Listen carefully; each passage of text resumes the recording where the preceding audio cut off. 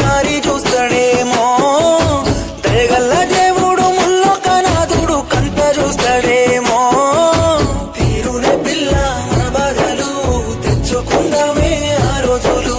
చెల్ల చెదురైనా మన బతుకులు